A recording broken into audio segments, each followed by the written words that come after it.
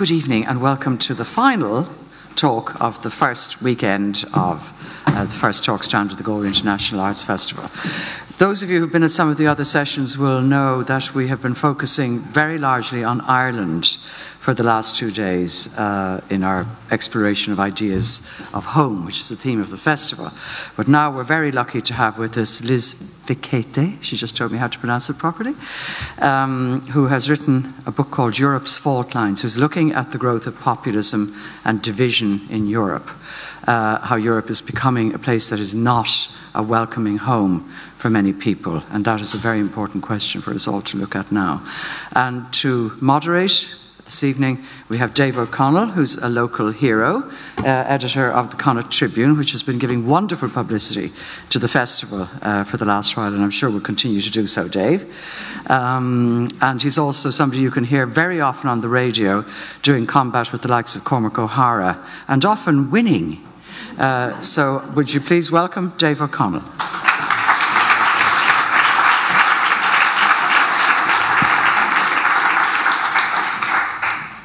Good evening, everyone. You're all very welcome. As Katrina says, I am Dave O'Connell. I'm none of the other things, but my name is correct on all of that note. I am the editor of the Connacht Tribune. And I have the pleasure of both chairing this evening's event and also introducing you to a woman whose life's work, quite literally, has been, and I don't mean this to be trite, but has been to fight for the rights of those that the far right would suppress. Liz Fekete has worked at the London-based Institute of Race Relations for over 35 years, where she is the head of European research, their European research programme. And in effect, as you'll find out, it has been her only job. But I guess when you start off and you know you're good at something, then what's the point in changing from that? Anyway, when she did start there, much of her early work was spent dealing with police harassment of the black community in London. Today's problems are a lot more global. As you'll know if you have seen the programme for this, her expertise is in all areas of contemporary racism, refugee rights, far-right extremism and Islamophobia across Europe, much of which she addresses in her latest book, Europe's Fault Lines, Racism and the Rise of the Right, which is very much at the core of our discussion this evening. If you've read Europe's Fault Lines, you'll know what an appalling vista she paints. If you haven't, I would suggest you buy one. I would also suggest that you don't read it immediately before bedtime unless nightmares are the kind of things that gets you off to sleep, because you'll find it uncomfortable at first. You'll perhaps be fearful, but by the end of it, you'll know in our European home. Will you give a big Galway welcome to the author of Europe's Fault Lines, Racism and the Rise of the Right, Liz Fekete.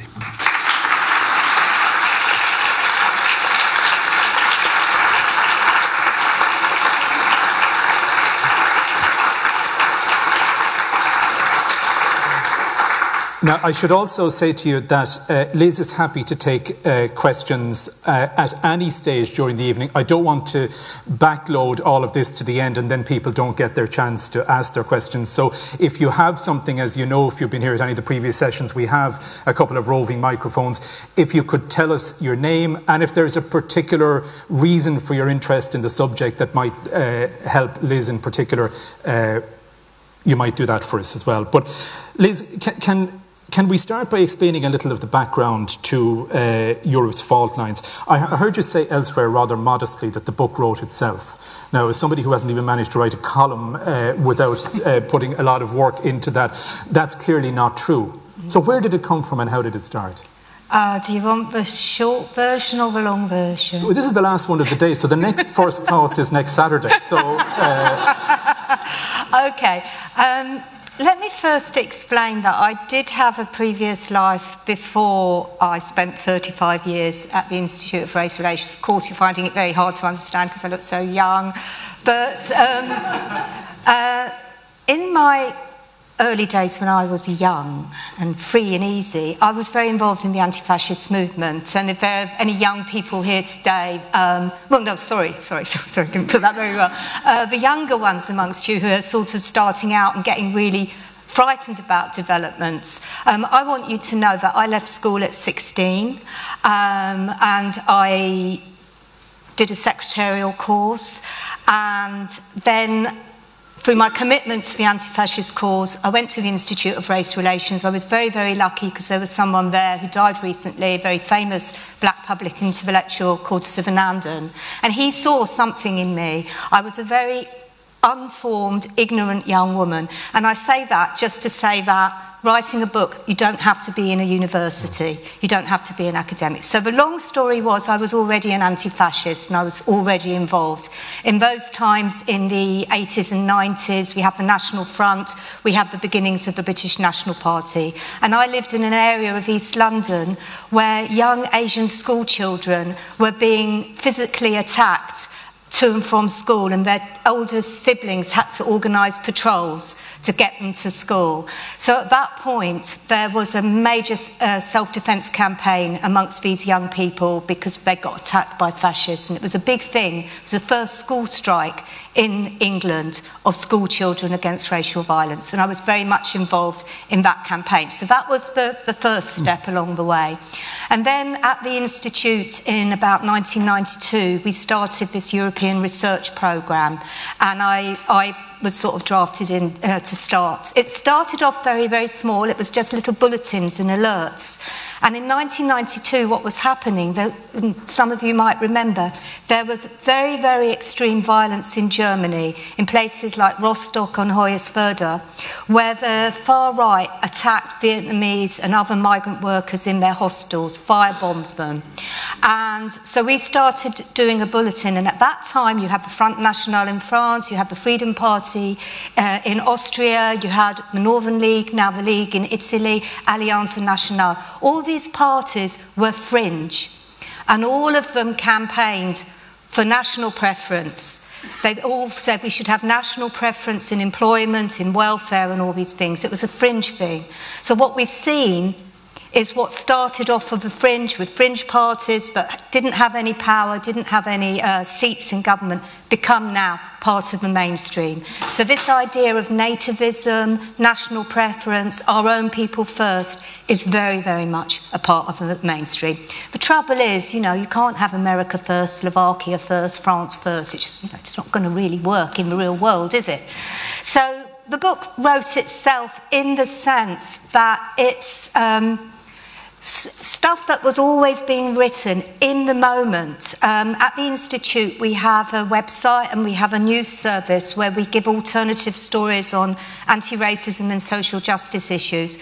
So many of the issues raised in the book started off as sort of small alerts, comment pieces.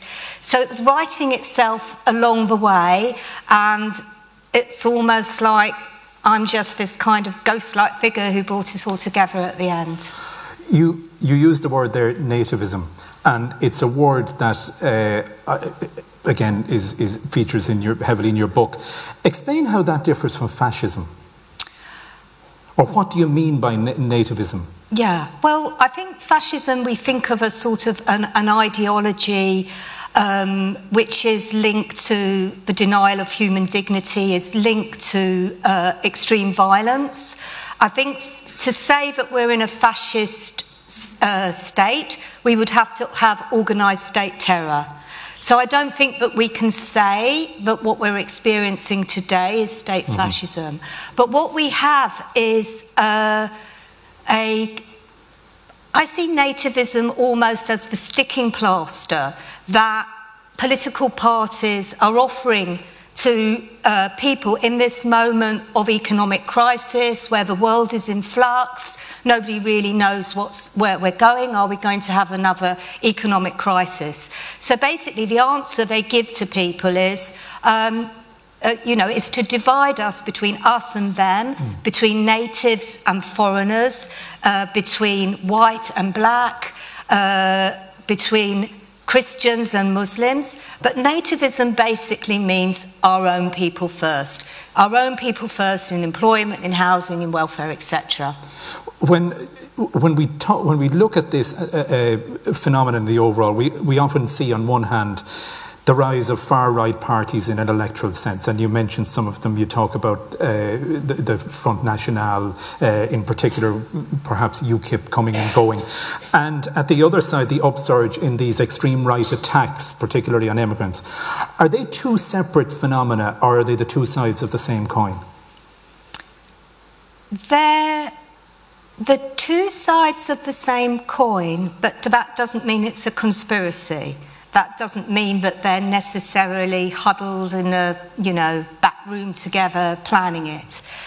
So I tend to distinguish between the extreme right and anti-immigration parties, which may have come out of a history of fascism or may have not. Some of the anti-immigration parties, like the Danish People's Party, in Finland, the True Finns, they're not necessarily coming out of the fascist history of those countries, whereas in other countries, Front National came very much out of the French colonial experience. They've now changed their name, by the way. They're the National Rally. It's hard to keep up.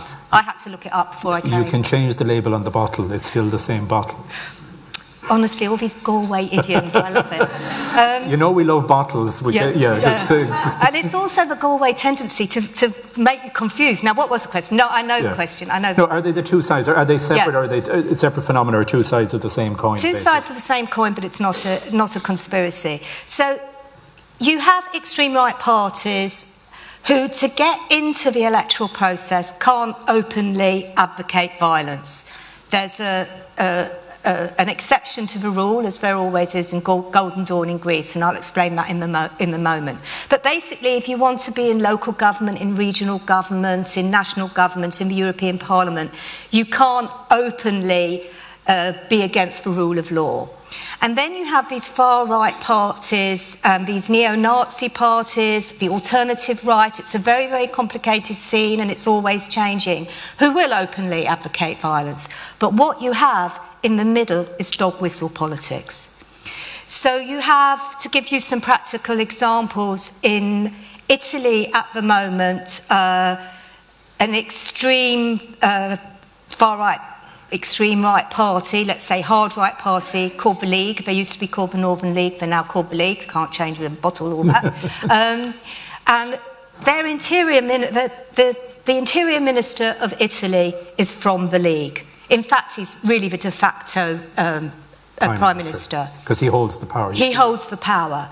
And immediately he came to office, before he came to office, he was saying that he's going to deport 60,000 migrants because Italy is sinking under the weight of Africa, basically. So he said that on the day that he came to office. The next day, a very far-right individual went out in an area in Sicily with a gun and shot dead a migrant worker. So that's the dog whistle politics.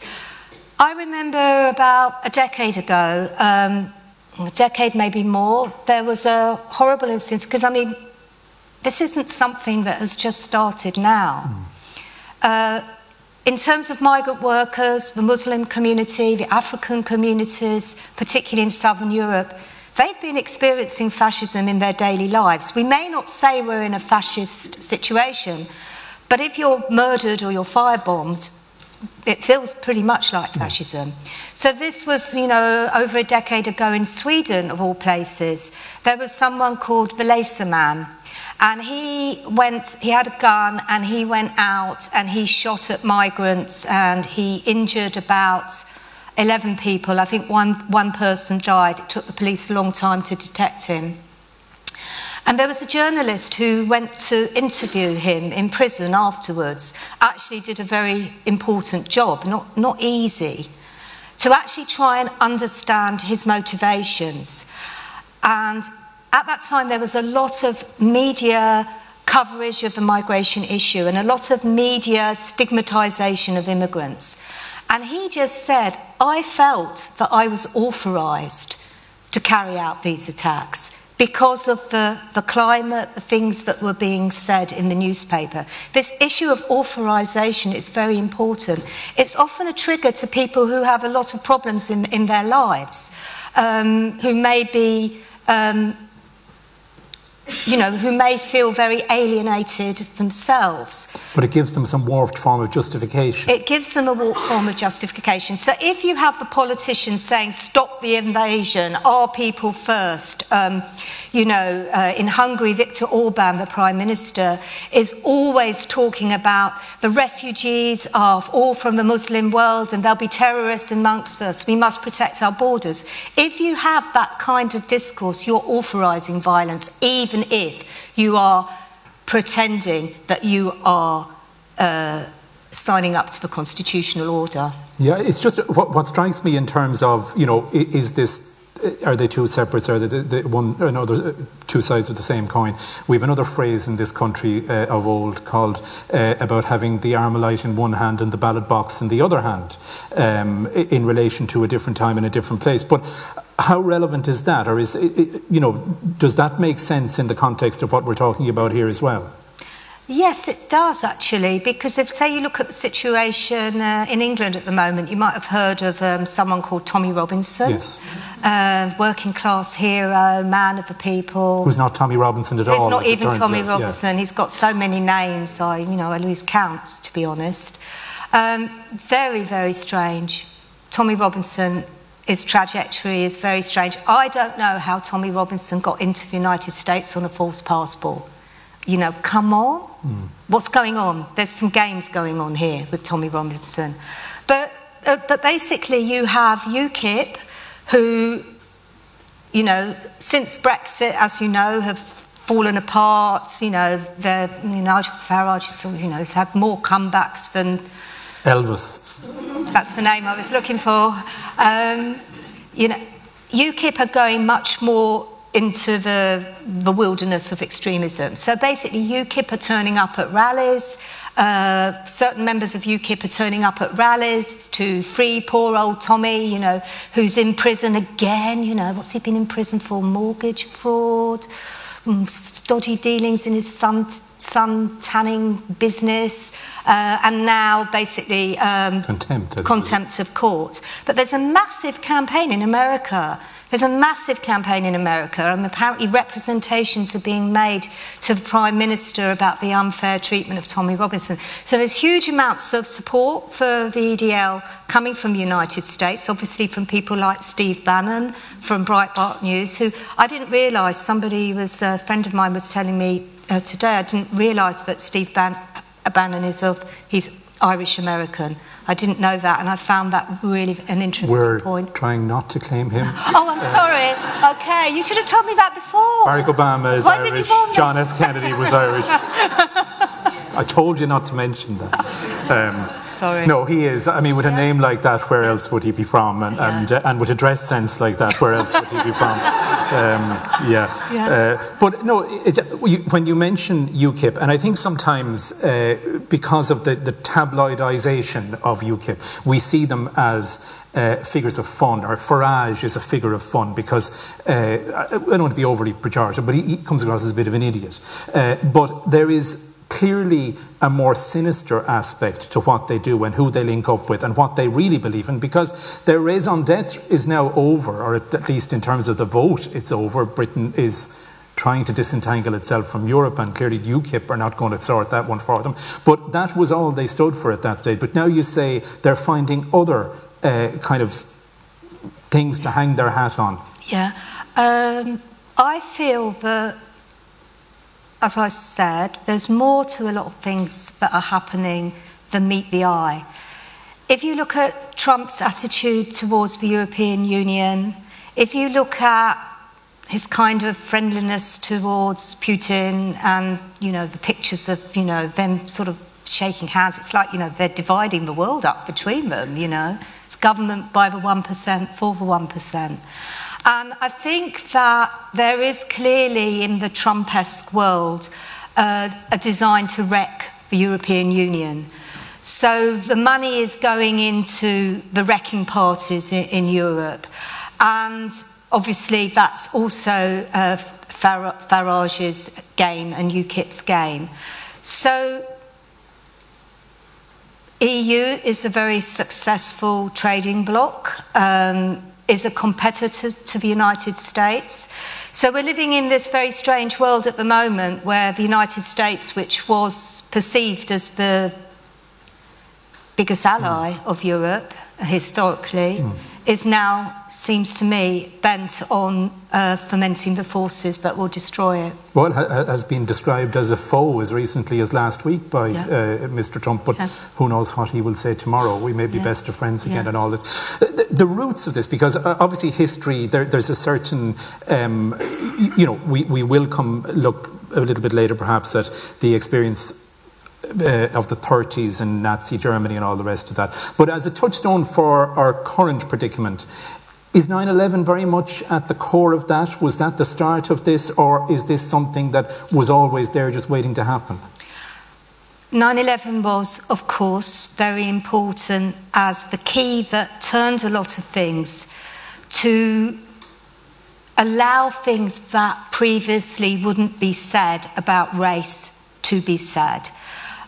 In the book, the chapter in the book, which was, it didn't write itself, it was a real nightmare, actually. See, the truth is coming out. The truth is coming out now. There is a chapter in the book, which was the hardest chapter to write, which exactly looks at this whole idea of how a new norm was established in Europe for discussing issues of race and migration and religion. And I think what we had before 9/11, we had, I mean, certainly it was my experience as a young, when I was that younger person, but we had a very effective new right intellectual class in the 70s and 80s. We had something called the Greater London Council in the 80s, which was probably the most progressive local authority that we've ever had under Ken Livingstone, first time around. A lot of support at that time for the Irish community and against anti-Irish racism as well. And all the time we were under attack in that period. People who were doing progressive politics, anti-racist politics, we were told that we were politically correct, we were indoctrinating children with false ideas. But I think one of the key moments was the end of apartheid and the freeing of Nelson Mandela. And I think that put the new right and these people who had ideas about race, which really went back to the old scientific racism, the idea of people of different races being inferior. They were put on the back foot by the end of apartheid and the general feeling that, you know, this was, you know, a fantastic moment in the history of the world. But then with 9/11, all these people who had been sort of like waiting for a moment came out again, but they reconfigured racism so that they moved the debate onto the area of culture and onto the area of civilization. Because, of course, after the Holocaust, it's not acceptable to say, thankfully, it's not acceptable, but some of these parties that we're talking about are pushing at these taboos. Alternative for Germany, they are pushing at the taboo. They want a proud German history to be taught in schools. So they came out and they changed the debate to, we're not saying that there's a hierarchy of races. What we're saying, there is a hierarchy of cultures. There's a hierarchy of civilizations. And obviously, Western civilization is superior to the Arab world, the Muslim world, etc. There was somebody called Samuel Huntington who wrote a very famous essay called The Clash of Civilizations. So he was an ideological frontrunner for this moment. And then what happened, of course, was that most countries in Europe instituted emergency laws. I can't remember how many. I'm not very good on figures at the best of time, you know. I think in England we've had at least 6 or 7 anti-terrorist laws, emergency laws, since 9/11. And this is one of the things that I find extraordinary in our society, that we're living in a society with emergency laws, but most people don't realise that we're living in a society with emergency laws. And at the same time, you began to have a new yardstick for how integration was discussed. Before 9/11, if we were talking about integration of newcomers, of immigrants, we would say integration into the labour market, integration into the housing market, integration via education and educational attainment. A new yardstick became integration into values. So there was an idea that there is a dominant culture, they call it the leading culture in Germany, light culture, and people have to integrate into the dominant culture. And of course our dominant culture, you know, it's wonderful. You know, we've been, you know, for gay rights since we were born, weren't we? You know, I mean, since, you know, Greece, really. You know, nothing changed from Greece till now, you know. You wouldn't think that homosexuality was, when was it decriminalised? Yeah. Oh. I'm asking you. I'm terrible on dates. You've met your brother in terms of this. I mean, it is. Would it, anyway, is it the 70s? Yeah. The 1970s? You know, yeah. Yeah. 90s? Yeah. 90s in Ireland. 90s in Ireland. Thank you so much. So, in living memory apart from ours, yes, yeah. Our memories. Yeah, and also, you know, I think any progressive gain now is fragile, to be honest, with this extreme rights in government. Women's rights, of course, you know, we're perfect on gender rights and all this stuff. So there kind of became a stigmatisation, particularly of the Muslim community. All the unprogressive things were put onto the Muslim community. I think it was in the Netherlands where they actually... they did this kind of little video about coming to the Netherlands to you know, show people in the Muslim world, you know, and it had sort of all sort of women on the beaches, topless and things like this, you know, this is what, you know, this is our values. So if you come here, this is how it must be. Yes, exactly.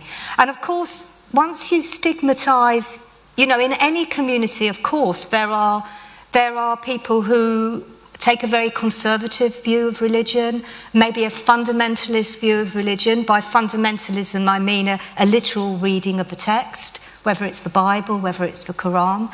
But the whole way that integration began to be discussed was stigmatising of a whole community. And then this combined with the anti-terrorist laws, which equally created a separate criminal justice system for the Muslim community with more punishments. I mean, we had detention without trial in England, and we've had a preventing violent extremism agenda, which has been targeted at the Muslim community, although that's beginning to change as they've suddenly woken up to far-right terrorism. So integration, the way it was discussed, began to be very stigmatising. But not only that, it wasn't really any longer, as far as I can see it, in nearly all the European countries, it isn't about integration anymore, because integration is a two-way process. It's about assimilation, and assimilation is the So our way or the door. Yeah. So that's interesting, because it would strike me that a lot of the argument, and I'm not going to make the argument because it's a bit stupid, but that it started out as an economic argument. You know, and again, excuse the pejorative terms, but they're coming here and they're taking our jobs and they're getting all the houses and all the rest of that. But that has now moved more into a cultural issue. Is that what you're saying? That they don't, and I'm sorry to be us and them, because it's only just to make the point, but that you either do it our way culturally or go. So is it a bit of both, or is, in terms of culture and economics? It's a bit of both, in the sense that not all communities, there are different forms of racism, but all racisms share the same generic, in the sense that racism is always about demonising the other. But there are different ways that racism impacts on different communities. So if you look at the Muslim community, for instance, in England, I mean, it's ridiculous to say, go back, you know, they were born second, third generation. In fact, it's only relatively recently that we talk about the Muslim community. We talk about British Asian, British Afro-Caribbean, British Black. It was like people only really became Muslims after the 9/11, and obviously, if you're a British Asian, you may not be a Muslim, or you may be a Muslim, but you may be a non-practicing Muslim. So you have that. So that's a very Islamophobic discussion.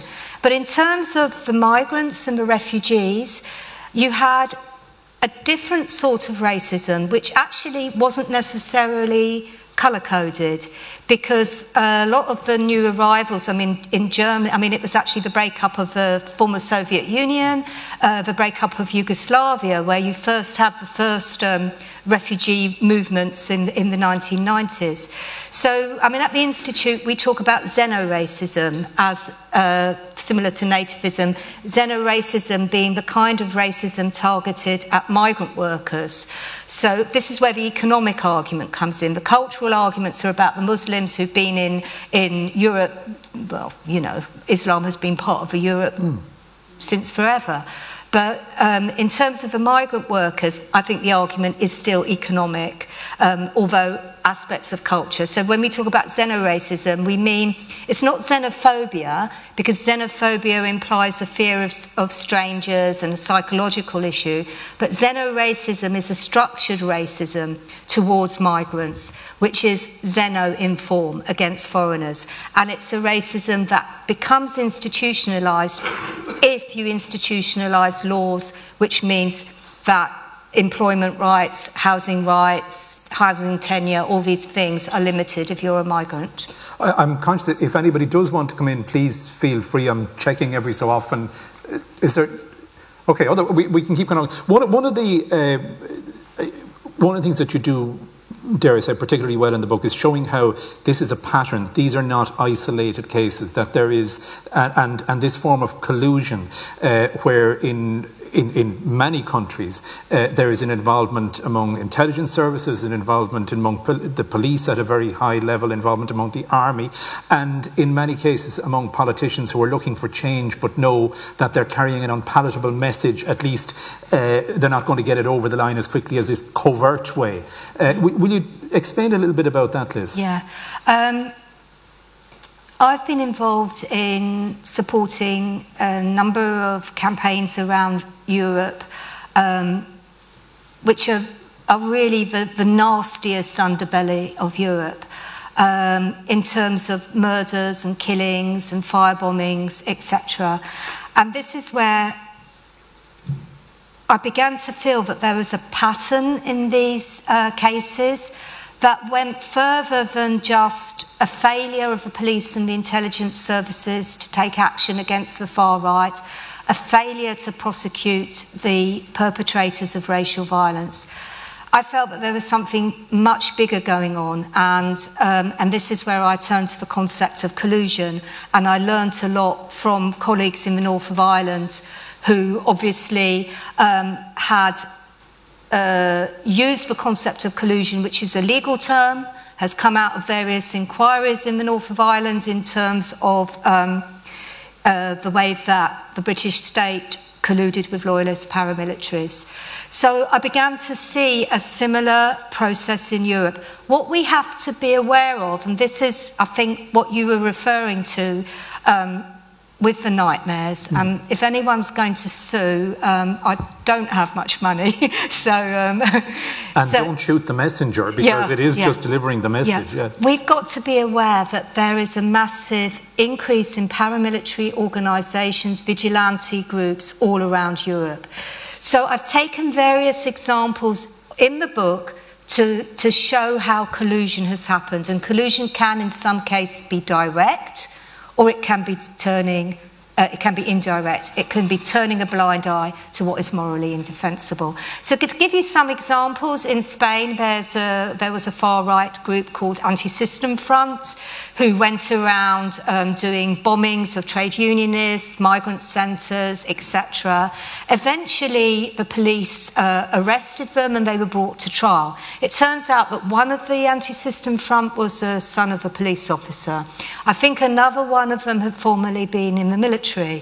And actually at the trial, the judge refused to intercept evidence of the police Because we're not talking about a uniform. The police who were investigating were trying to do their job, but other elements of the police and the intelligence services weren't passing on information. So they ended up tapping these guys' phones. But the judge said, this intercept evidence is not admissible because it's normal for people to hawk and buy weapons online in Spain. Now, one of the weapons was a grenade launcher, for God's sake. So that's one example. Then you have another example in Hungary, where Roma live in pitiful conditions in neighbourhoods. And you had something called... sorry, I can't quite remember. Oops, sorry.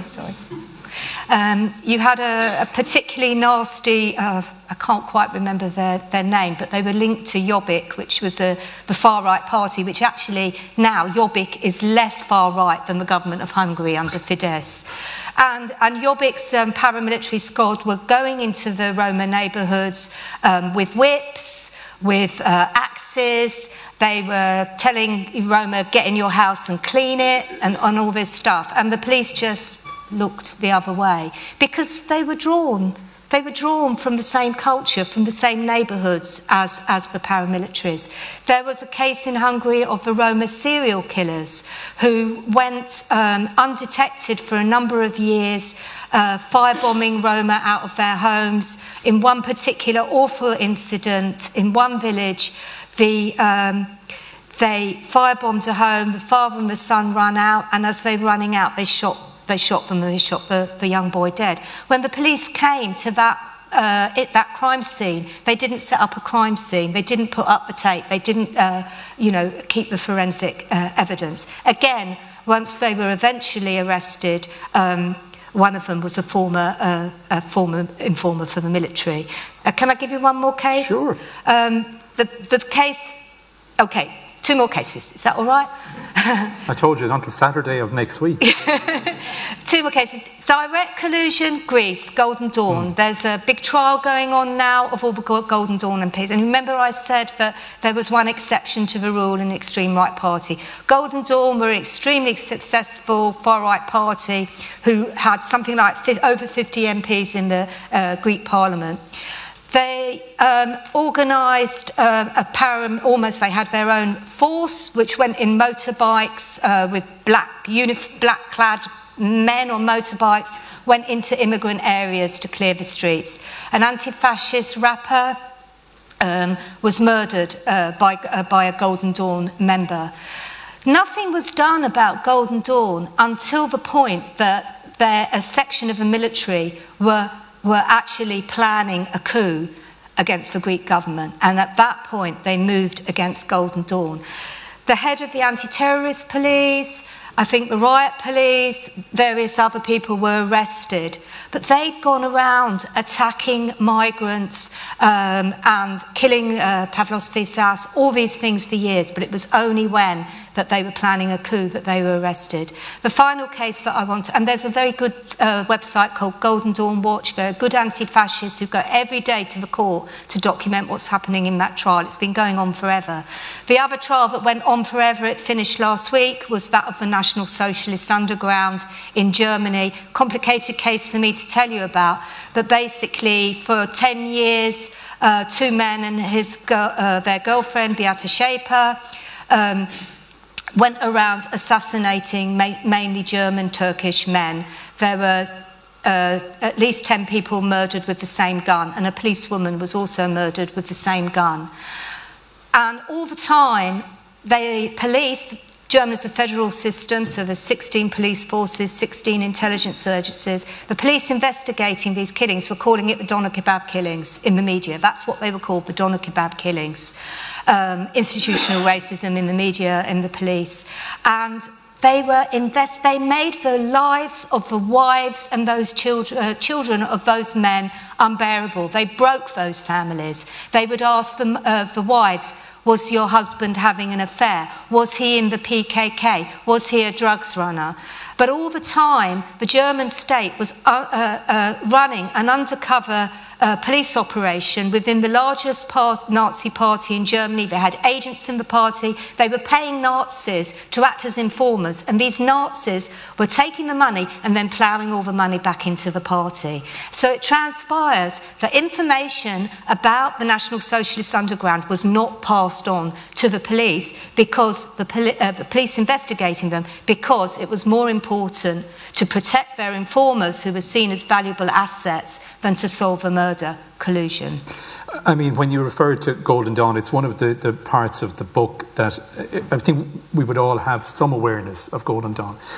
But when you see how deeply embedded, how far their tentacles stretched into Greek society, into the Greek nation, it is really frightening to see how, you know, when we think, again, go back to those of us that perhaps don't think about this enough, that it's small, fractured or fractions, little groups there. This was all encompassing in Greece, and as you say, up to a point where it was only when they were going to overthrow the state that there was any move made against them. And it was apparent, was it not? I mean, this didn't come as news to people, how deeply embedded Golden Dawn were.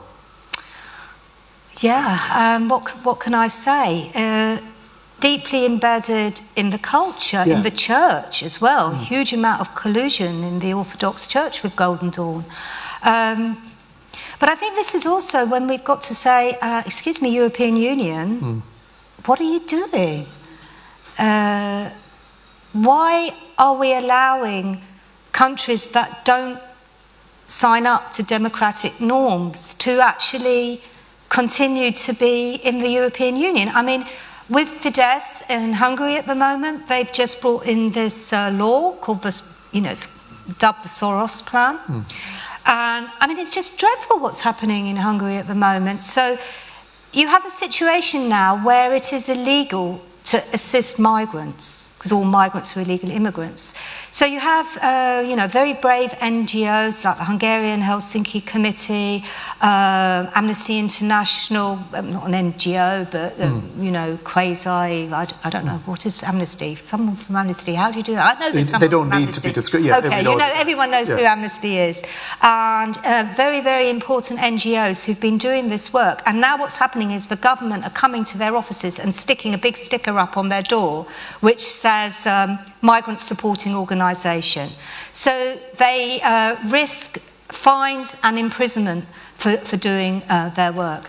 And I want to say this quite clearly, that although I chose to write a book about the far right, because I wanted to alert people to the dangers of what's going on, I didn't write a book about the opposition, but there is a huge amount of opposition out there to what's going on in Europe. But we're not getting it. We're not getting the news via the media, via the journalists that we should be getting. And one of the most profound things that happened in Europe in the summer of 2015, after that picture of Alan Kurdi, the little toddler on the beach, we have had the greatest mobilisation of humanitarianism since the Second World War in Europe, of humanitarian volunteers. And I'm not talking about the Red Cross, I'm not talking about the UNHCR, I am talking about ordinary people who just went out, who gave refugees food, gave them a little bit of money, invited them into homes. And that's a very profound thing that's happened. But now what we're seeing is states bringing in laws that are actually penalising solidarity and decency. And this is what's happening in Hungary. It's taking it to the furthest extremes that I've seen. And we need the EU to do something. And the reason they're not doing it, in fact, they're more visible in terms of Poland, because Fidesz sits in the Conservative grouping in the European Parliament. And that's not right. At least on that level, they should be kicked out of a Conservative grouping. But again, you make the point in the book that a number of the newer EU members would have gone in there with, playing their multicultural card and all for openness and transparency, and they're not a wet week in there when they bring in laws to the contrary. So, I mean, they came in under, Hungary isn't even in, but will be, that it was a masquerade, and as you say, Europe allows that. But is Europe's thing on this that any further fraction is already losing the UK? There is a constant danger that the Dutch are going to go, the French are going to go, the Italians are going to go, and that they're so desperate to hold on to Europe as an entity that they're not prepared to tackle issues like this that's going to further accelerate the breakup. I think the EU made a lot of mistakes in terms of Poland and Hungary and the newer countries, because economically, the transition from a command economy, if you like, the transition from being part of a communist bloc with a command economy and a strong role to the state to a market economy hit those countries very, very badly. So there was almost like a structural adjustment programs for Hungary and Poland to enter the EU. So actually, the move towards a sort of capitalist markets economy was very, very hard for ordinary people. And in a sense, the EU treated the newer countries as a second-class entrants. So it's not just, you know, Hungary and Poland. It's not just sort of, you know, the fault there. There's a history, there's a dialectic, if you like. So what was the second part of the question? No, I mean, it was just basically, is Europe so desperate, or the EU so desperate to protect itself that it will turn a blind eye to issues like this, because in order to tackle this, they risk further alienation, and it does, you know, at different times you see, again, you talk about Le Pen's, the Front National, or whatever they're known as now, controlling 12 local areas through the mayor. So, I mean, through their mayoralties. So it's not like they're just away to one side. They're, excuse the analogy, but front and centre in all of this. So it's like it's bubbling under all the time, and that it's almost, in a way, they're prepared to turn a blind eye to this rather than to tackle it head on. I think that they have been weak up till now, but I think that given what's happening with Trump, I think that there is a awakening up, that that obviously Trump is using some of these countries as the Trojan horse to break things down. So you've seen that there's been a ratcheting up of measures against Hungary and Poland, a little bit too late, but it's happening. On the other thing that you said about other countries leaving the EU, you know, I think that Brexit has put the stop to that. I think in France, you know, during the presidential election, obviously with Marine Le Pen, they were, you know, they were talking about Frexit, and they campaigned on an anti-EU platform, but it didn't bring them the success that they wanted. So I don't think amongst ordinary people in Europe there is a feeling against leaving the EU. And if you look at what happened in Greece, obviously, with the, you know, the very, very harsh economic measures put on Greece in terms of paying off its debts, etc. The Greek people didn't want to leave the euro, and they didn't want to leave the EU, and partly they didn't want to leave Europe because, you know, Greece was a dictatorship up to, again, help, 1970s? 1970s. So, you know, people in many parts of Europe know what their national elites are capable of. So actually being in Europe is a protection from national elites. You mentioned Trump, I was going to say the metaphorical elephant in the room, but maybe just the elephant in the room. And don't be unfair to elephants. Oh, look, I love elephants. Never got mixed up for Twiggy myself, but anyway. He kind of came a little bit late for your theory, and it really is in dealing with Europe's fault lines. The hint is in the title on this. But how does he change the landscape? He's a disruptor. He changes the landscape because he is, although we might think of him as a I don't know, do you think of him as a buffoon? Do we think of him as a buffoon? A dangerous buffoon. I think he's an arch disruptor. Who does he represent? You know, all this stuff, one of the things that I talk about in the book is what seems like a contradiction between nationalism and neoliberalism, nationalism and globalisation, if you like. And I tentatively suggest that actually it's not as great a contradiction as we think, that nationalism is being used as a sticking plaster to allow a transition towards a more authoritarian democracy than we have. We're moving from liberal democracies to authoritarian democracies, which you have some of the trappings of democracy, but you have actually a more authoritarian state. And I think that's the role Trump plays. He's the disruptor. I don't think that for a minute that Trump values democracy. I mean, if it can get him another golf course, yeah. Yeah, but all of the pillars of democracy, the judiciary, international agreements. I'm not even going to be so trite as to include the media, but you know, certainly in terms of shining a light on democracy or breaches or abuse of democracy, they should have a role to play in all of this. He has dissed all of those and all of that. Would that suggest that he's anti-democratic?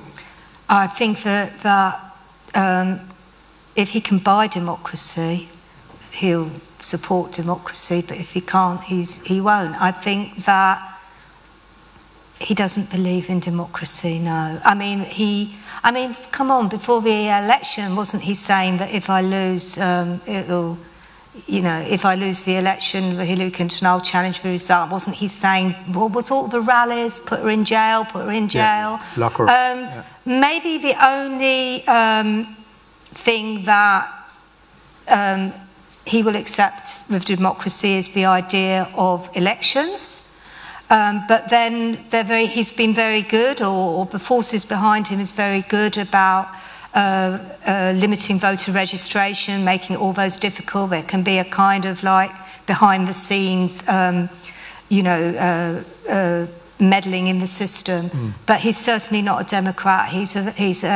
And I don't think he's a buffoon. I think he's a disruptor, and there are powerful forces in the world. Is that the mistake that we sometimes make with these people? That they come across as buffoons. Are you talking about Boris again? I could be talking about any number of people. I think there's somebody who's not a supporter of Boris down there. I'm probably thinking more of Farage, but I mean, people who come across in this way as extremists think they're never going to get to centre stage, and yet if you take away all that Trump does or doesn't stand for, his method in getting across his message was a lesson for many people to learn. I remember hearing him turning on the radio after the election and hearing his post-election speech. And I mean, as a rhetorician, I thought he was very powerful, actually. He tells people what they want to hear, and it is the message rather than how he's going to deliver on that that seems to work. There's been a lot written about all of this far right, and that's a large church, being a threat to democracy. Certainly in countries that we know as democracy, I'm talking about Europe, I'm talking about the United States. Is that a real threat?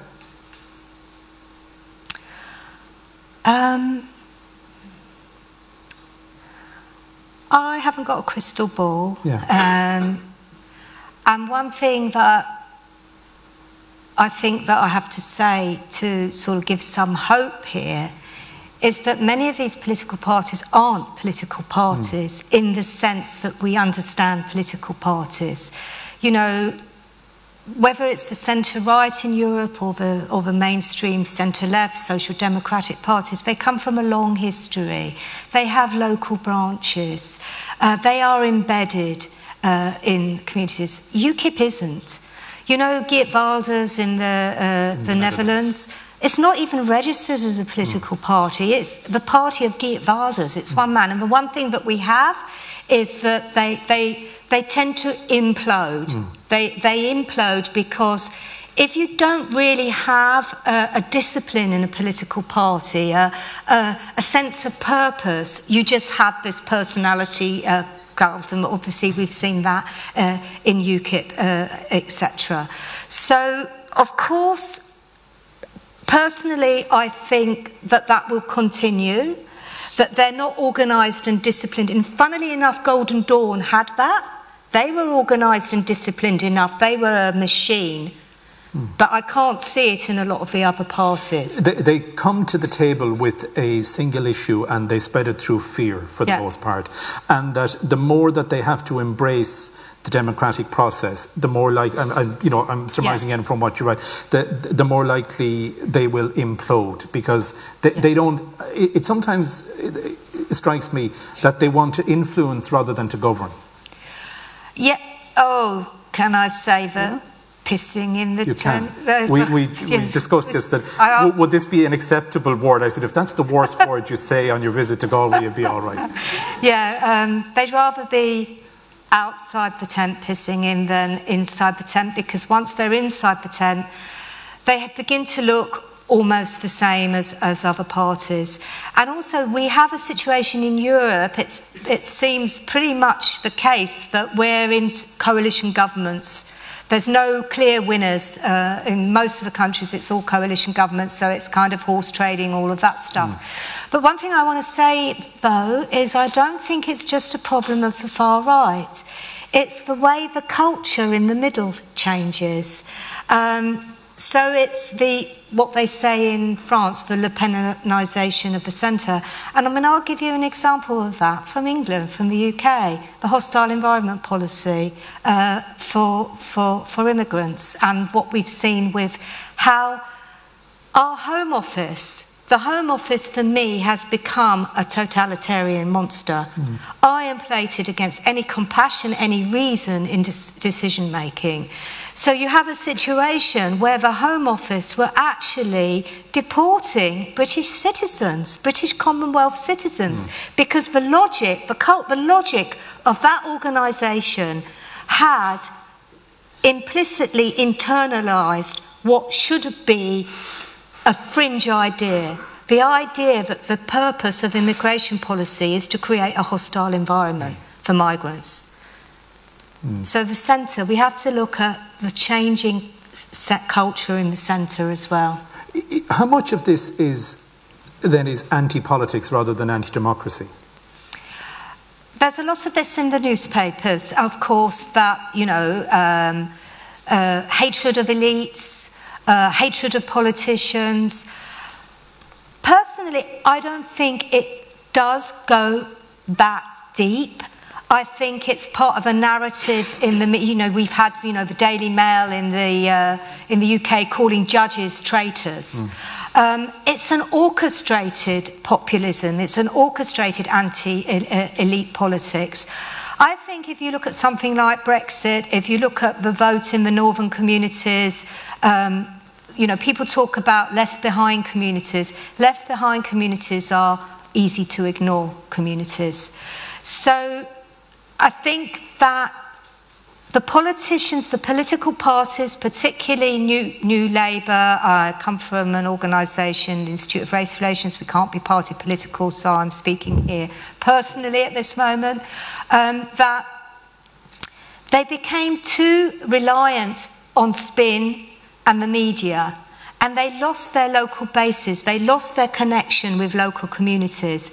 If politicians start going back and having a connection with local communities, then people will start to respect and have a regard for politicians again. And that's the best way of actually stopping this manipulation of politicians of populism by vested interests. Because we're coming towards a finishness, and that actually is to turn it into the positive. If we are going to tackle this, and you've already outlined quite rightly that the EU seems a little bit reticent about dealing with this, does that have to come from the ground up rather than the top down? Is that what we're dealing with? I mean, we saw a couple of instances in this country in terms of referenda, where a whole new group of people became engaged in issues rather than politics, and were enthused and empowered as a result of this, and hopefully they will retain an interest in political elections rather than just referenda. Is that what has to happen from the bottom up rather than the top down, given the reluctance to deal with it? Yeah, that's the message of Europe's fault lines. There's a final chapter called They Shall Not Pass. So I'm going back, ending up where I began as me as a sort of young woman involved in anti-fascist movements. And for me, they shall not pass. It doesn't just mean that, we're all standing at the beginning of a demonstration against Tommy Robinson. It means that fascist ideas shall not pass into the centre. It means that each and every one of us has a role to play in stopping that, either as a member of a community or as a member of a profession. You as a journalist shouldn't allow ideas which are destructive of human dignity to pass into your newspaper. Social workers, teachers should be aware of the human dignity of each and every person in front of them. So yes, it's the message of Europe's fault lines that we have to go back to our communities and we have to start building community and professional resilience against fascism, and also to be aware of, no matter how safe it seems in our communities, that fascism works, the far right always work. In a sense, they are, some of these Nazi movements are grassroots. If you look in Germany, they're going into depopulated rural areas and embedding themselves in those areas, running food banks, involved in kindergartens, etc. So we need to make sure that this way that the far right works, often just taking over one street, one neighbourhood, one community hall, that we are there and that they shall not pass. Thank you. There's so much more. Sorry, does somebody want... We'll just take one or two questions, and here we go. Because I know Tara's telling me we're going to get thrown out of the hall, but anyway, there's a lady here just... yeah. Hi, my name is Geraldine Simmy, and I'm an educator and a teacher for 40 years, and I'm writing a book on democracy with a colleague in Sweden at the moment. So I'm beginning to, as I liked listening to your talk, and I'm really looking forward to reading your book. All the time I'm sitting here thinking about the place of Ireland and Ireland in the last decade. And I'm thinking that the culture in the middle in Ireland has changed so much in the last decade as well. I have loads of examples I could give you, but I'll only give you one. Last Christmas, I came upon a 28-year-old woman going to bed down in the canal in Galway to sleep overnight as a homeless woman. And I wrote as an educator and as a teacher about my concern about homeless children, homelessness, asylum seekers, and I put my article into all of the Galway newspapers, and none of them carried it. Eventually, after staying with it for many weeks, trying the national newspapers, they wouldn't carry it either. So I kind of believed that my writing skills aren't too bad, since I publish all over the world. And eventually the Evening Echo in Cork took the article. But in Ireland it is very difficult to be an activist and to say something about our culture that's not popular, like how we treat our asylum seekers, what we're doing with homeless children in terms of educating them, how we're bringing in people from our margins, and how we're actually kind of turning a blind eye to massive social problems of suicide and things like that, where the facts are very high. So I'm listening to the fault lines of Europe, and it's very sad, because not only does Trump on one side want to get Europe, but Putin on the other side would like to blow Europe away as well. And I somehow feel we have to hold on to the concept of Europe, from the point of view of democracy. But I am very concerned about the change in the middle in our own country, and I'd just like to ask you, talk to you about that, since you've been talking about other countries and kind of awfulising about what happens in other nations. Thank you. Thank you. Thank you. Do you want to say, can I just say, just on a small point on that, and I'm not going to get into defending myself, I never saw that piece. If you want to send it in to the Connaught Tribune at this late stage, great respect for the Evening Echo, but it doesn't sell a lot in Galway. So I used to work there, so it's fine. So I'd be be delighted. Do. I wouldn't hold you personally responsible. Oh, do, honestly, I'm fine. I have no, honestly, I really didn't see that, and I'd be very happy to take that, because it's very important that if somebody goes to the bother of doing that, so feel free to do that. There's a lady here at the front.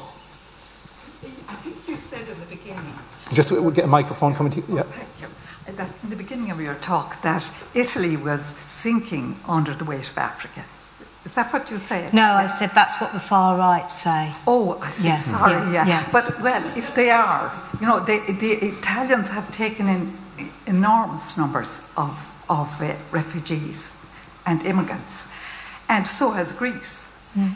And I'm just wondering, you know, what do you see as then, of course, following that, there is this move in many countries, especially the Balkan countries, towards the right, which didn't seem to exist up to then. But I'm just wondering, what do you think the solution to the whole problem is?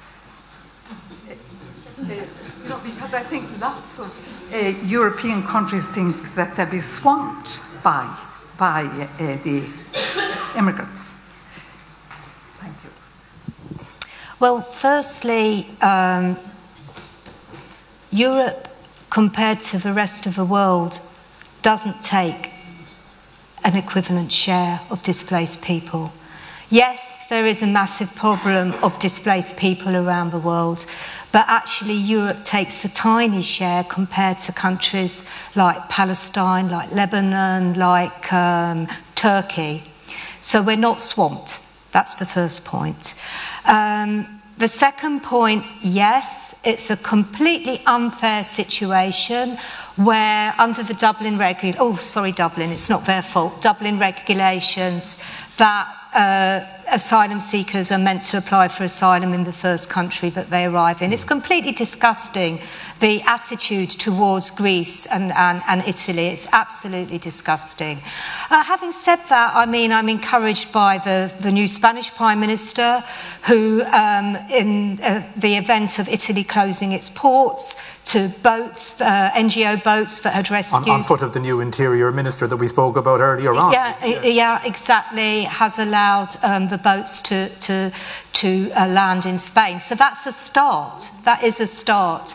What do I think the solution is?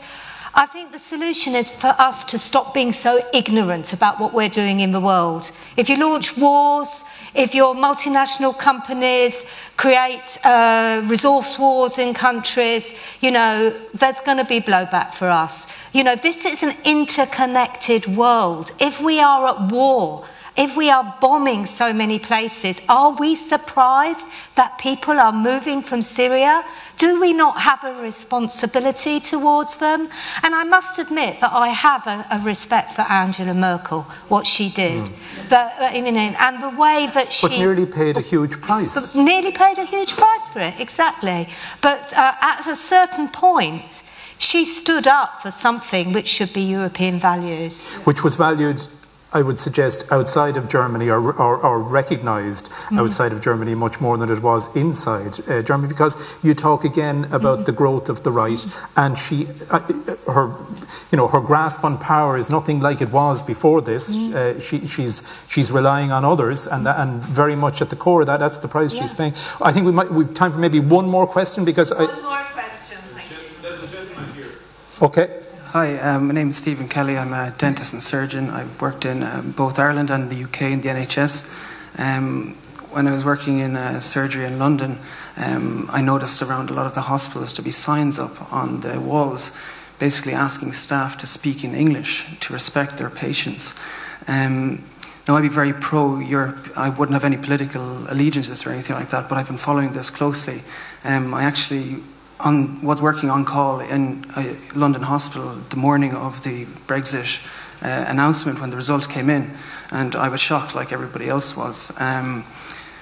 And just, I was coming back to Galway in September, but I decided I was going to hand in my notice a bit, 4 weeks, leave a month early, and I said I'd do a trip around Europe and just see actually what is happening. And going back to what the First Lady said over there, that a homeless lady sleeping down by the canal in Galway, I think we don't need to look very far to see actually what is happening in Ireland. There are drugs openly being sold on the streets in Dublin and Galway possibly. The homeless level is increasing, and there doesn't seem to be anybody turning a blind eye, looking very closely at that. We're saying that the economy is on a big up, but it seems like socially we seem to be going backwards. Now, I went to Paris. I actually experienced significant aggression on the metro because of the colour of my skin.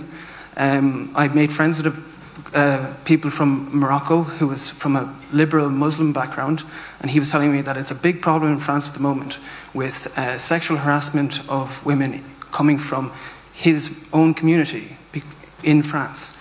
We went up to Belgium, up to Brussels, and we stayed in a hostel right beside Molenbeek, which is where the attackers came from that did the Paris attacks.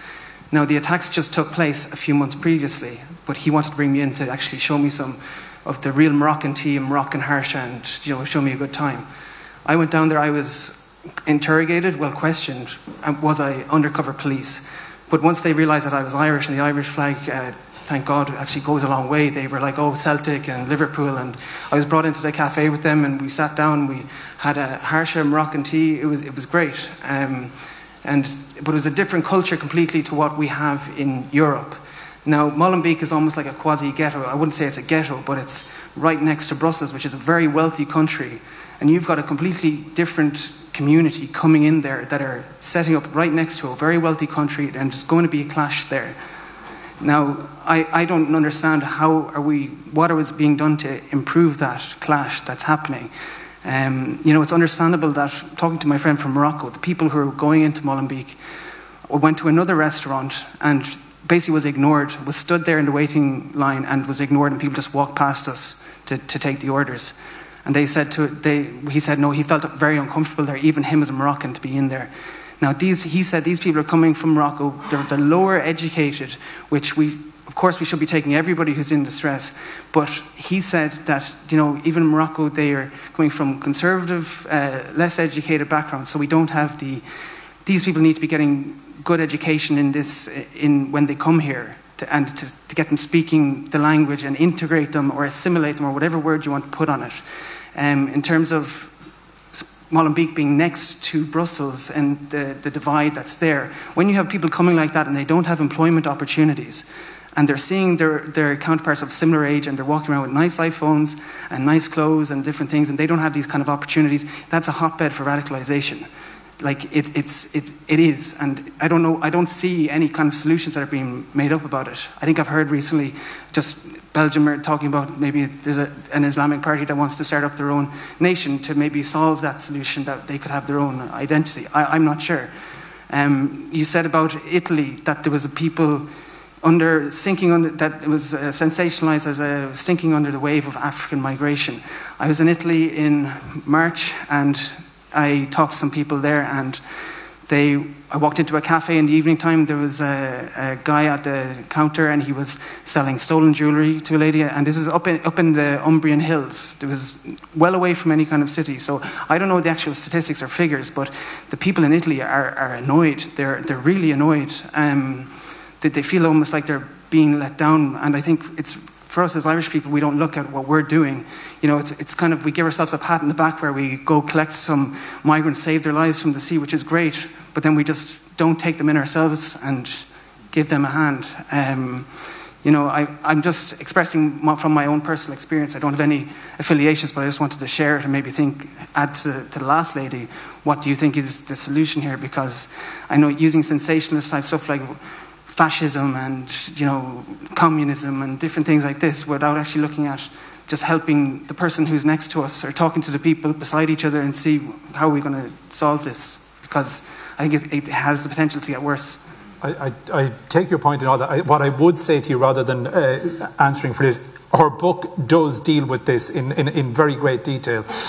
There are references to Ireland, because it's not to suggest we don't have a problem in this. I would suggest that, like all good books, it sets out the scale of the problem, but also, as we have discussed, comes up with some of the things that we need to do. And while we might not be at the vanguard of that in terms of what's going on in Europe in terms of the far right, we're all part of the same set of. So I would say, and it's not to be trite about this, read the book.